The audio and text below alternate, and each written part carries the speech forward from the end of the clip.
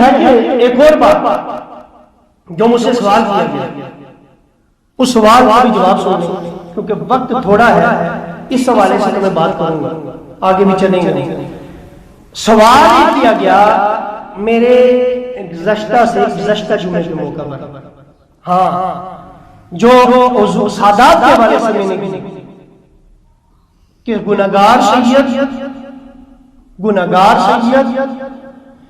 غیر سید عالم دین سے افضل ہوتا ہے۔ اس پر سوال جو اعتراض ہوا وہ یہ کہ حجت الوداع کے موقع پر حضور نے فرمایا کسی کالے کو کسی عربی پر، کسی اجمی کو کسی عربی پر، عربی کو کسی اجمی پر، کسی گورے کو کالے پر کوئی فضیلت حاصل نہیں ہے، صرف تقوی کی بنیاد پر۔ بھائی اگر تقوی کا معنی تم اپنے پاس سے کرو گے تو پھر صحابیوں کو تم کیسے افضل کہو گے؟ میں آپ سے پوچھتا ہوں، تقوی کا معنی صرف یہی لیتے ہو کہ جس نے دین کی خدمت بہت کی ہو، نمازیں بہت پڑھی ہو، روزہ رکھے ہو، حج زکات کیے ہو، سارے کام کیے ہو، کوئی گناہ نہ کیا ہو، کوئی گناہ نہ کیا ہو، کوئی گناہ نہ کیا ہو، اور دین کے ہر کام میں سب سے بڑھ کر وہ سب سے زیادہ متقی ہوا۔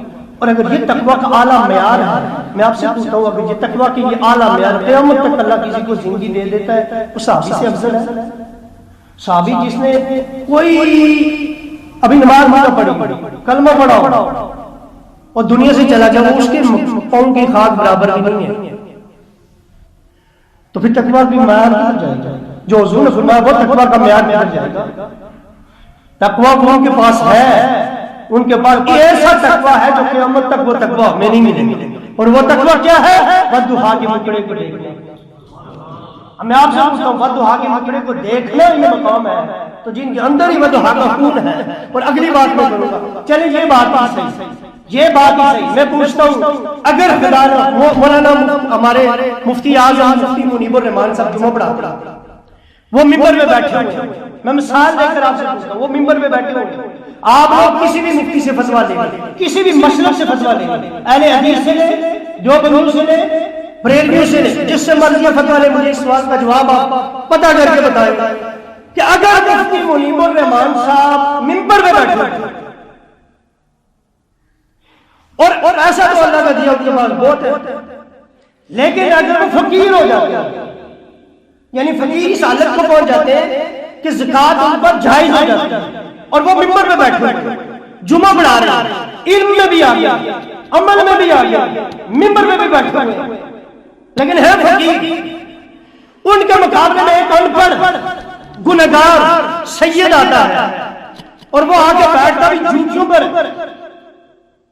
اب ایک بندہ باہر سے آتا ہے، وہ جو جوتیوں میں بیٹھا ہے وہ سید، یہ تو فقیر ہے، وہ ان سے بھی کیا گزری حالت ہے، وہ مسکین ہے، اس کے بعد 2 وقت کا کھانا بھی نہیں، مسکین اس سے بھی زیادہ ہے۔ فقیر تو وہ کہتے ہیں جس کے پاس اتنا مال نہ ہو کہ وہ زکات دے سکے، اور مسکین جس کے پاس گزر اوقات کا سامان بھی نہیں ہوتا، آ جاتے اصلیہ بھی اس کے پاس نہیں ہوتی، تو وہ مسکین ہے، غریب وہ زیادہ ہے، گنہگار بھی ہے، جاہل بھی ہے، وہ جھوٹیوں میں بیٹھا ہوا ہے، مفتی صاحب ممبر میں بیٹھے ہوئے، بعمل بھی ہے، عالم بھی ہے۔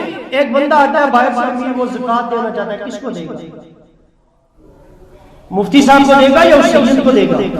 اگر سید کو دے گا تو سب کا عقیدہ یہ ہے حرام ہے، دے ہی نہیں سکتا، سید پہ زکات حرام ہے، مفتی صاحب پہ زکات جائز ہے۔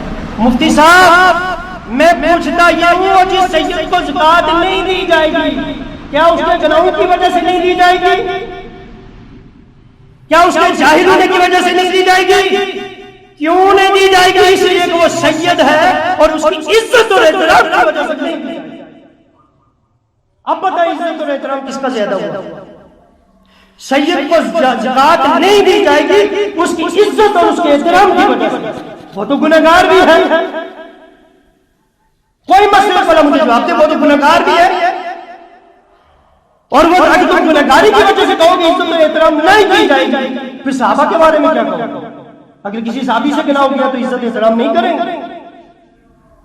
اور اگلی بات، دوسری بات، کسی نماز میں مفتی صاحب سے نماز پڑھا رہے ہیں، جمعے کی نماز پڑھا کر اللہ کے آگے حمد بیان کر کے سبحان ربی العظیم کہہ کے، سبحان ربی الاعلیٰ کہہ کے घुटने टेकते हैं ना, जब घुटने टेक कर दो जानू होके बैठते हैं, घुटने टिका कर अल्लाह कहता अब पढ़ो अल्लाहुम्मा सल्ली अला मुहम्मद व अला आलि मुहम्मद। अब मैं मुफ्ती साहब से पूछता हूँ, मुफ्ती साहब क्या आप आले मोहम्मद में खुद को गर्दानते हैं या वो शख्स गुनहगार जूतियों में बैठा हुआ वो है?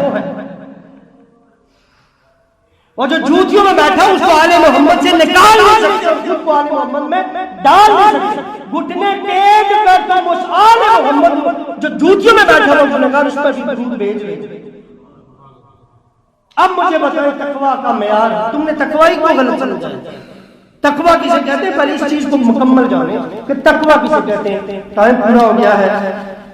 एक शेर के साथ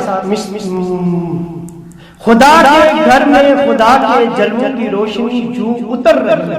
मौला अली की जो आज आमीन में काबतुल्लाह में उस हवाले से ये रुबाई है, खुदा के घर में खुदा के जलवों की रोशनी यूं उतर रही है कि बज़्म में इमकां में लामकां के मकां की किस्मत संवर रही है।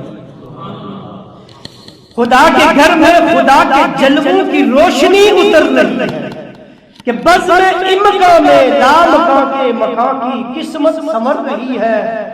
बुतान आलम के बुत परस्तों, बुतान आलम के बुत परस्तों, बुतों की नब्जों पे हाथ रखना, जहां पे डूबे वहीं समझना रजब की तेरा उबर रही है। जहां पे डूबे वहीं समझना रजब की तेरा उबर रही है।